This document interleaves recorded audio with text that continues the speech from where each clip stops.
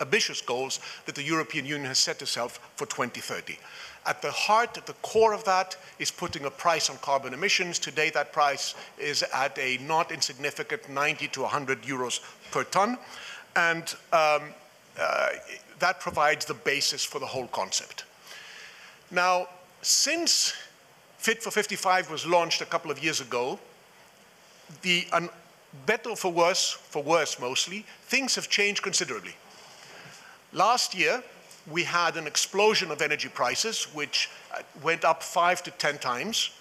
And we had, for the first time, huge changes in production ratios. Give you some examples. In the chemicals industry, 2022 was the first year since records have been kept in a century where there were more imports than exports of chemicals. In aluminium, where 3 years ago Europe was mostly self-sufficient, almost half of our needs were imported in 2022. If you talk about other materials, cement, steel, fertilizers, the numbers are maybe not exactly the same, but equally worrying.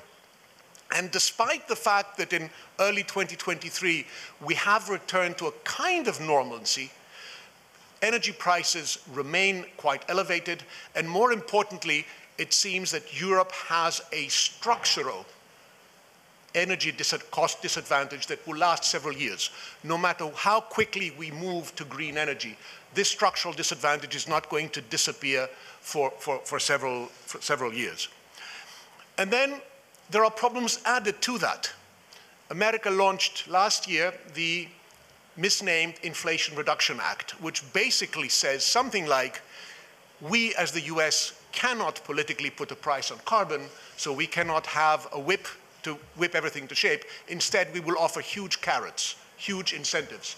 And they have created a series of incentives that are very good for the planet because they bring closer the possibility that America will accelerate its green transition, but they create an even more uneven playing field with Europe. And coming in addition to that, in 2026, according to Fit for 55 and the European Union's plan, we're getting to the point where the remaining free allocations of CO2 emission rights to industry will start being withdrawn. And at that point, we will have to pay for all our emission rights at full price. So you put all that together, and a lot of people are talking about an existential crisis of energy-intensive industry in Europe. And although that's not yet visible in the results, because you can still make money importing, the reality is that most big companies are no longer investing in Europe in those sectors. They're investing elsewhere. And the risk of energy leakage and carbon leakage, i.e. production leaving Europe and being substituted by imports, is becoming more and more real.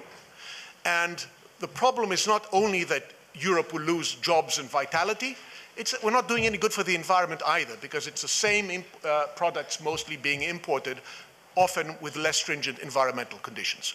So that is the difficult setup. So how can we combine climate ambition on one hand, which we have to do something about and even accelerate, without destroying our industrial competitiveness? So with that pleasant introduction, Gerasimé, what is your assessment of the current state of play for Fit for 55 or more generally? Thank you very much, Dimitris. Kalimera se όλους. I think you set the stage very well, and I think we have to handle this very carefully. I mean, we are 1 week after the Council and the European Parliament adopted the Fit for 55 and all its components, including the ETS reform and CBAM into law. So it is now European law, all these components of Fit for 55. I would make a few points in response to your introductory remarks. First, that industrial competitiveness is green competitiveness. And new energy is green energy, because green energy will be cheaper. So there is no conflict between competitiveness and the Green Deal. The future is green, and this is both in Europe, this is in China, this is in the US, this is in Canada, this is in Australia. Everybody's changing. Second, Europe and our economic paradigm. International trade is good for Europe. We need the world more than they need us.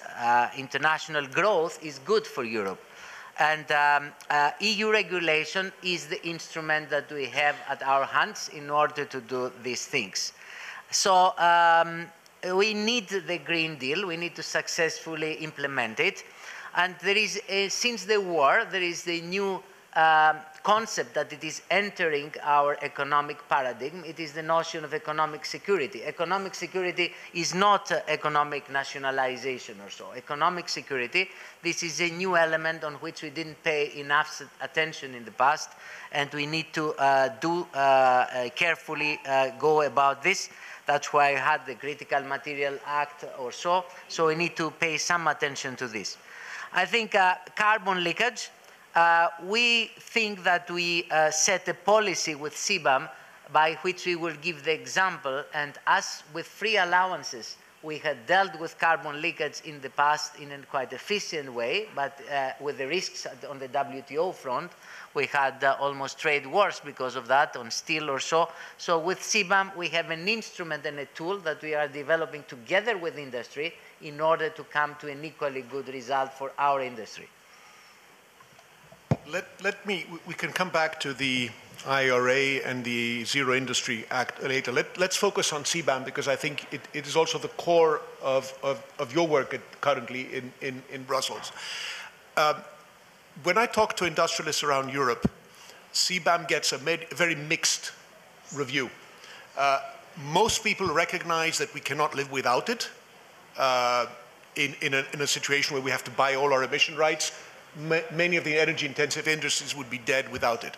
However, at the same time, there's a number of issues that make a lot of people say, we don't want it, a lot of industries. And that has to do with, for example, its inability to deal with exports, the way the WTO compatibility argument works. It has to do with the risk of bureaucracy. It has to do with the fact that somehow it's easy to see how countries that want to go around it can find ways around it, at least partially. So how do you think we can make the CBAM work? And more importantly, what are the safeguards as we develop those solutions?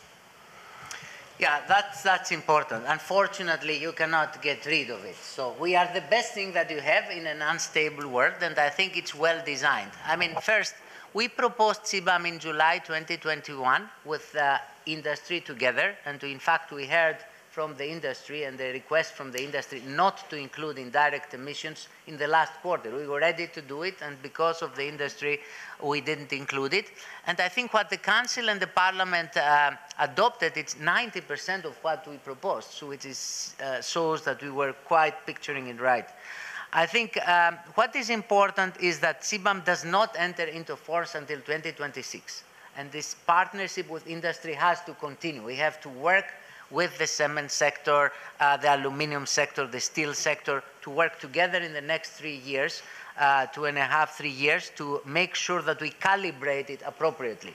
And after 2026, we have another 3 years. The phasing out of free allowances is very gradual until 2028. Only 10% will go out. So we have this period that was my only red line in negotiations is do not start early. We try to do something that it is quite difficult. It is addressed to foreign companies. All the administrative burden is to these companies based in Turkey, in Ukraine, in Egypt, in South Korea. This is for them. It's from them that they complain more than you on the burden. So, and we try to have a new framework by which we calculate the CO2 embedded in products. You are all familiar with ETS. You have the self-certification of your plants. Here we talk about products. How much CO2 in this ton of aluminum coming to our borders? And I deal with this because it's a border thing. So we will have a public consultation in June about the methodology to calculate the carbon content, and we want the industry, both domestic and outside, to comment on it. We will come with the new reporting requirements at the end of July. The reporting will be done for the last quarter of this year, so in January we will report on the last quarter. we do have to, I pay a lot of attention not to have high administrative burden. But where I want the European industry is that they come with us and work with us to tell us if what we get reported is solid enough, good enough, to finalize the methodology in 2025. We are open about it in our expert groups. The industry is present in all our meetings, all the methodologies that we do, the industry is there, as are third countries and the civil society. So we have work to do. You know, you have the knowledge of the plant and what you face in the reality there. We don't have. We have a small team, so you need to work with us. It's more useful to work with us than against us, at least at this stage. That is a good principle. You didn't mention anything about exports. For those of us who still hope to be able to export from Europe, any hope? Well, we have taken a commitment to look at the impact of this transition period on exports, and we will make a report to Council and Parliament. The problem with exports is WTO compatibility. And is WTO compatibility important? I like to say it depends on how much trade dispute appetite you have. It's a matter of risk appetite. So if you want to have a lot of trade wars and a lot of WTO disputes, you can take a lot of WTO risk. I think at the moment, our president has made a very good agreement with the Biden administration on GSA. As you know, we have not any particular tension in our trade relationships with the US.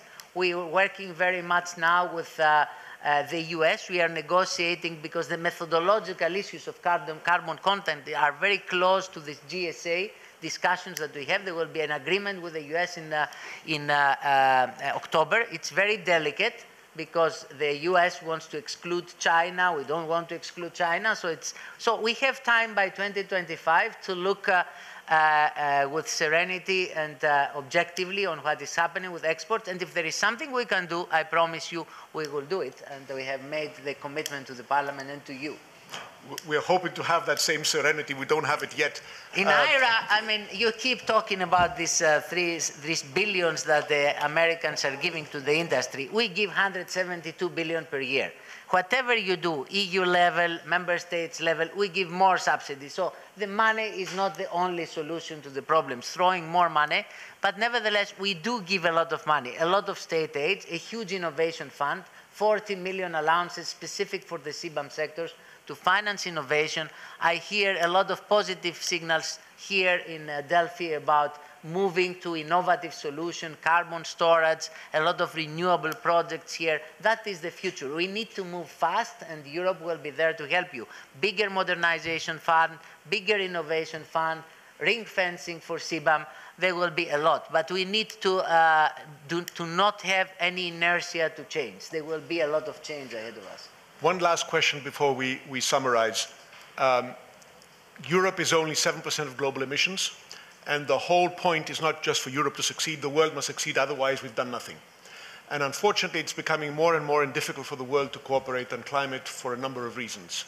Is there anything that Europe can do to accelerate that global diplomacy that will also help preserve competitiveness?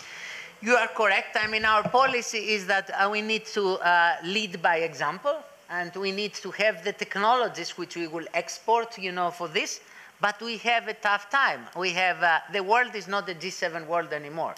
G20, we have an Indian presidency this year, a Brazilian presidency the year after, and the South African presidency in 2025. That's the people that I talk to, and they, believe me, they are more difficult than you are. And we have a COP run by Egypt last year, with the United Arab Emirates next year. So we need to keep fighting, and we need to work with the industry to be the most in the forefront of green technology. Everybody will become green. It's not only us who have committed to decarbonization, everybody, but we need to be green and keep the niche high value added in industry, and we will help. Europe will help. We need, the last comment, action by each member state is not the same as EU action. So we need to put our differences aside and act as EU. Thank you very much. What I hear is two messages I get from this. A, a hand of cooperation and discussion, which we absolutely need by 2025. And the second message I get is we have to train ourselves as industry to be more difficult than the Brazilians and the Indians, otherwise our goose is cooked. Thank you very much, everyone. Thank you. Thank you.